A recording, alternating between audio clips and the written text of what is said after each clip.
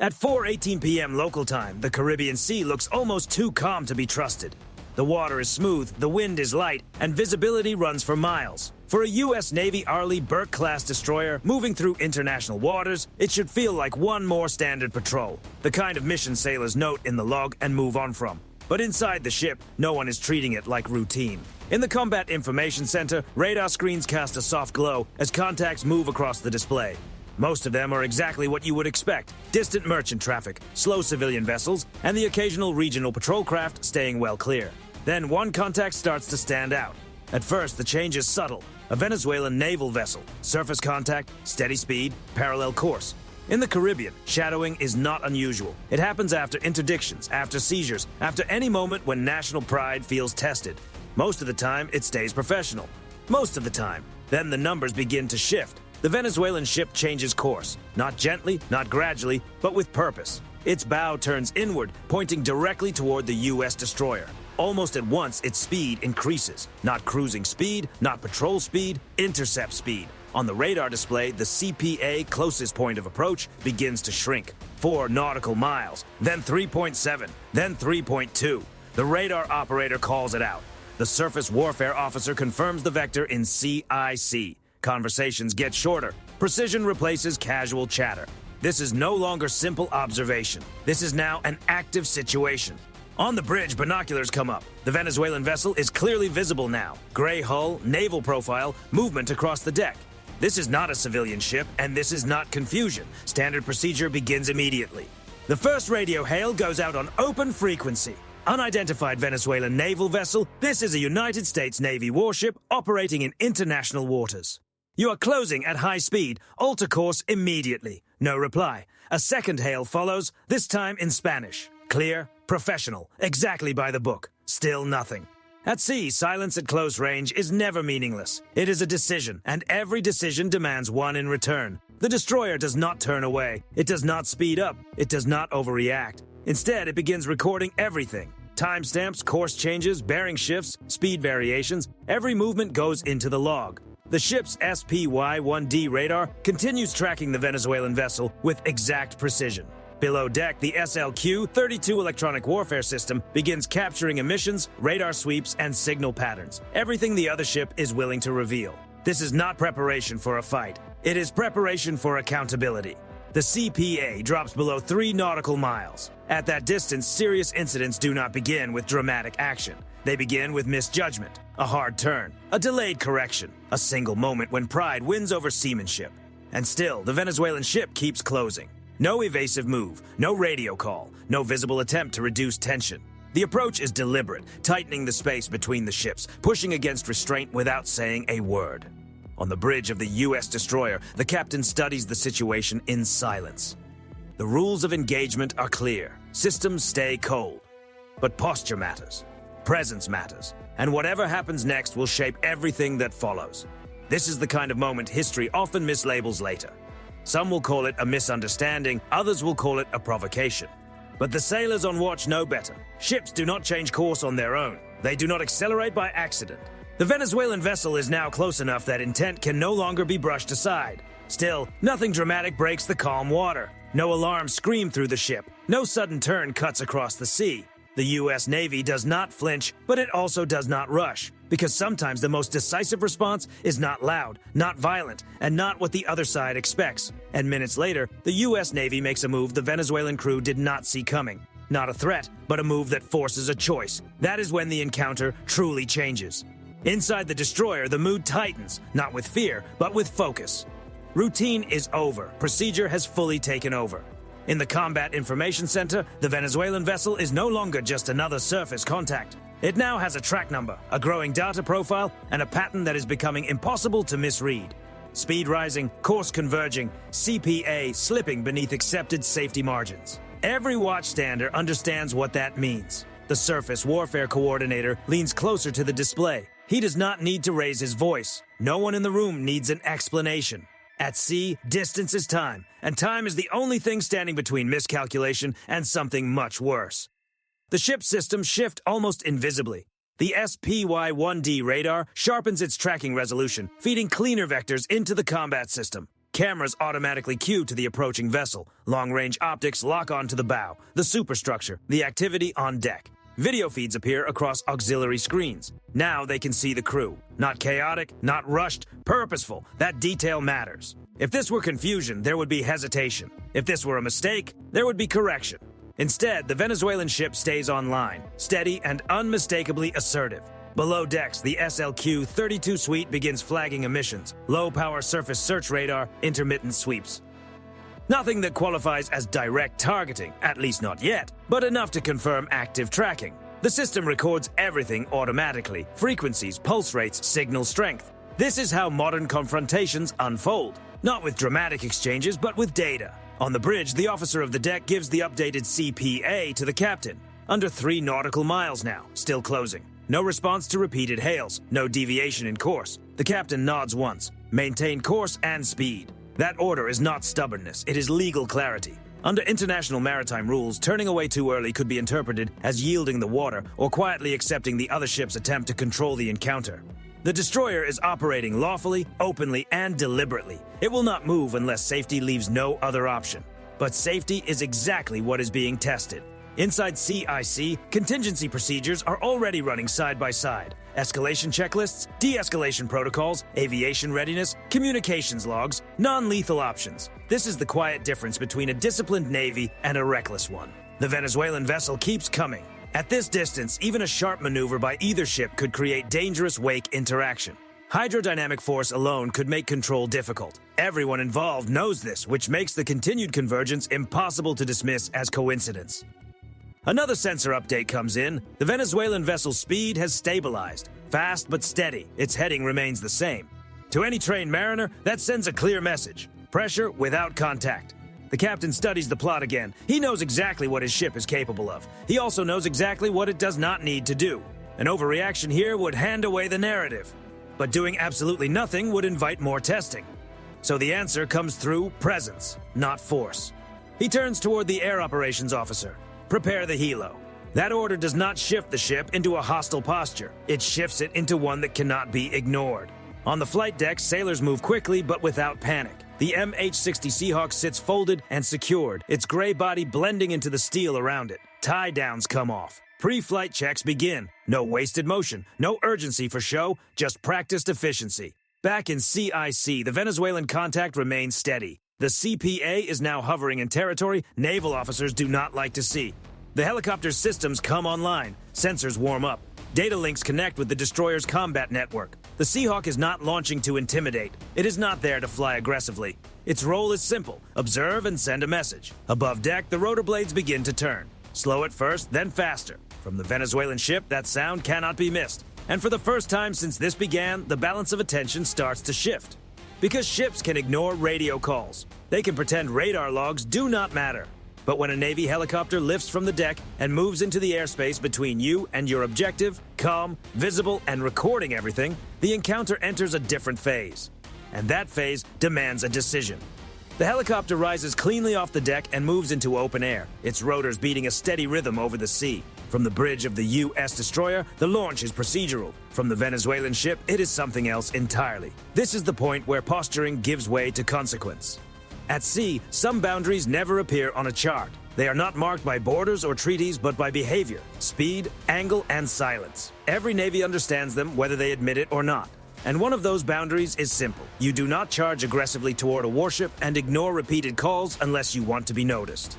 The MH-60 does not rush at the Venezuelan vessel. It does not fly low in a dramatic pass. It takes up a measured position, offset, elevated, clearly visible. Its sensors go fully active, sending real-time imagery back to the destroyer. Infrared, optical zoom, laser range data. Every movement on the Venezuelan deck is now being captured, time-stamped, and stored. This is not intimidation. It is documentation. Inside CIC, the tone shifts again. Radar emissions from the Venezuelan ship rise slightly. Still not direct fire control behavior, still not a lock, but no longer passive either. The SLQ-32 flags it at once. Frequency, strength, duration. They are tracking the helicopter now. That matters. Tracking alone is not hostile, but layered on top of aggressive maneuvering and deliberate radio silence, it pushes the encounter toward a boundary Navy's train hard to avoid. This is how dangerous incidents begin, not necessarily because someone intends to cross the line, but because too many signals stack on top of each other. On the bridge, the captain watches both the surface picture and the air track. The Venezuelan ship is still converging, but its speed is no longer increasing. It is subtle, almost invisible to anyone without experience, but trained eyes catch it instantly. Pressure is landing. This is modern naval confrontation in its purest form. No dramatic exchange, no obvious show, just measured pressure applied at exactly the right moment. The helicopter begins a slow lateral pass, staying well within international airspace. Its laser marker flashes briefly, not as a strike cue, but as a visual signal. A bright point appears across the Venezuelan ship's superstructure, then settles near the bridge, impossible to ignore. On the Venezuelan deck, sailors pause. Some look up, others move aft. Through the Seahawk's camera, body language becomes readable. This is no longer confidence. Then, for the first time since the encounter began, the geometry changes. The Venezuelan ship adjusts its helm. Not dramatically, just a few degrees, enough to widen the CPA.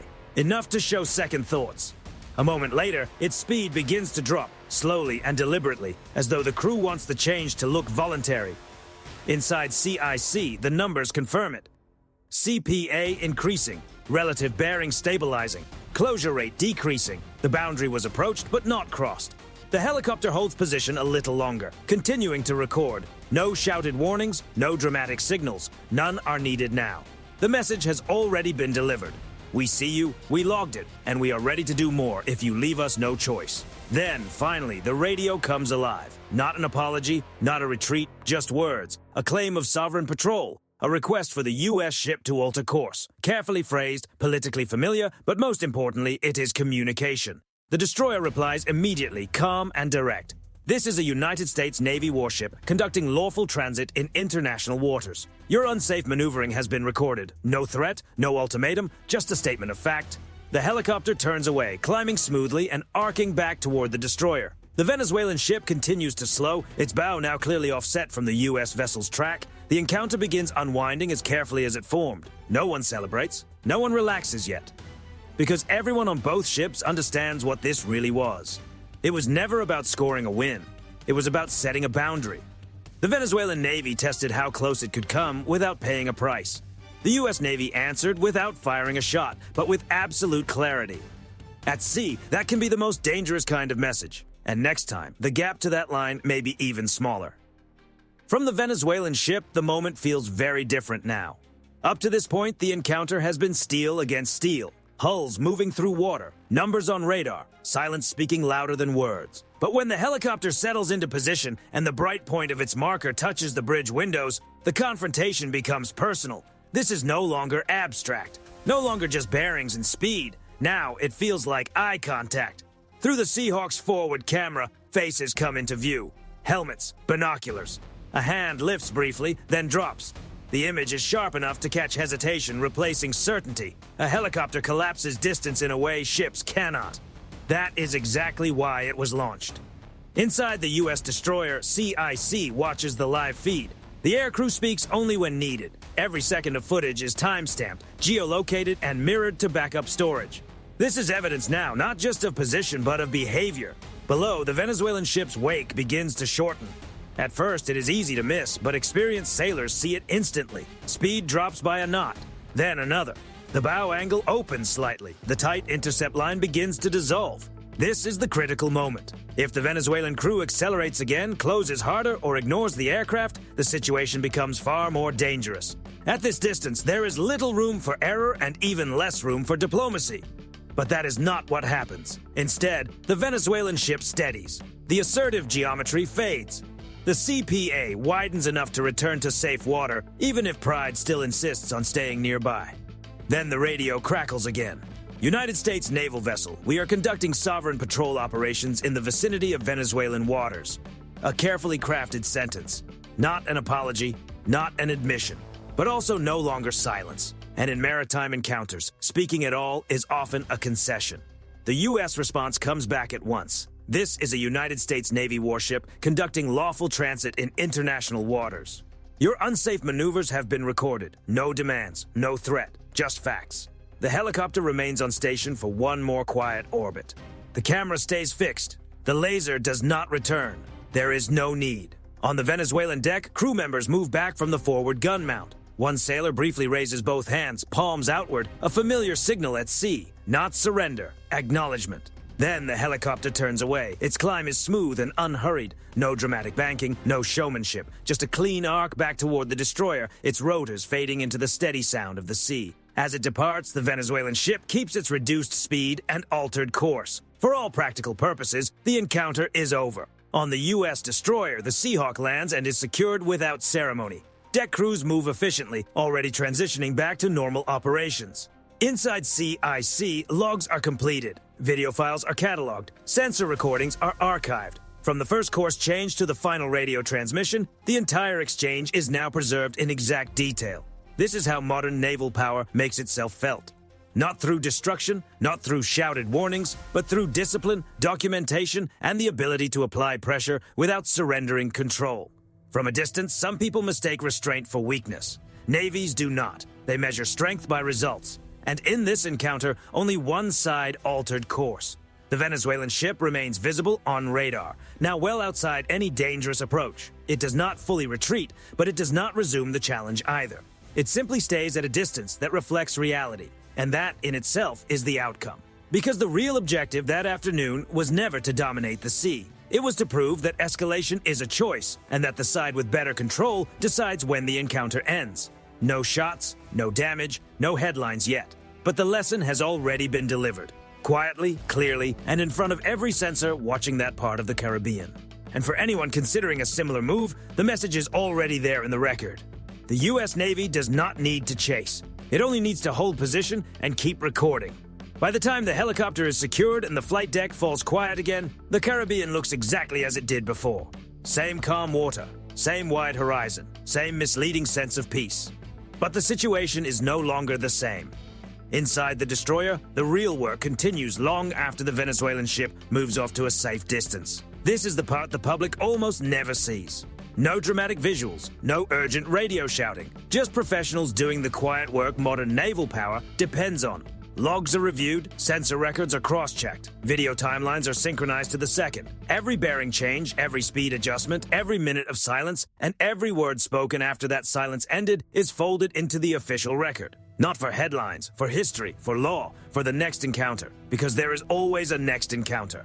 The Venezuelan ship remains on radar for hours, matching a parallel course at a respectful distance. It makes no second approach. It does not challenge the air picture again. Whatever message it intended to send has already been answered, not with force, but with control, and that is the part most people miss. This was never about bigger guns or faster ships. The outcome was decided long before any weapon system could matter. It was decided by discipline, by restraint, and by a clear understanding of how escalation really works at sea. Venezuela pushed in fast, betting that proximity would create leverage, that forcing a moment would force a reaction. Instead, it triggered something far more dangerous for its position: visibility. Every aggressive move was captured. Every unsafe maneuver was documented. Every claim of sovereign patrol now sits beside time-stamped evidence that tells the full story. In the modern maritime world, evidence is power. If the U.S. ship had fired a warning shot, the narrative would have changed instantly. If it had turned away first, the message would have been interpreted differently across the region. But by holding course, launching the helicopter, and forcing communication without escalating, the U.S. Navy controlled both the encounter and everything that came after. This is how gray zone confrontations are managed, not by crossing the line, but by making the other side step back from it. For the Venezuelan Navy, the lesson is quiet, but unmistakable. Aggressive approaches bring scrutiny, not concessions. And scrutiny is costly for smaller navies operating under international law. For the U.S. Navy, the lesson is reinforced once again. Presence matters, documentation matters, and restraint backed by overwhelming capability is not weakness. It is leverage. No medals are handed out for moments like this. No press briefings follow. Sailors finish the watch, log the event, and move on. That is exactly how it is supposed to be. But somewhere else, in briefing rooms, intelligence centers, and naval headquarters, this encounter will be reviewed frame by frame. The angles, the timing, the response, the point where pressure met discipline and discipline held. Because next time, it may be a different ship. The sea may be rougher, the room for error may be smaller, and the same questions will return. How close is too close? How fast is too fast? And what happens when restraint is mistaken for hesitation? Those are not abstract questions. They are being tested again and again in waters like these. That is the real takeaway from this encounter. It did not end because one side was louder. It ended because one side stayed in control, and in modern naval confrontation, control is everything.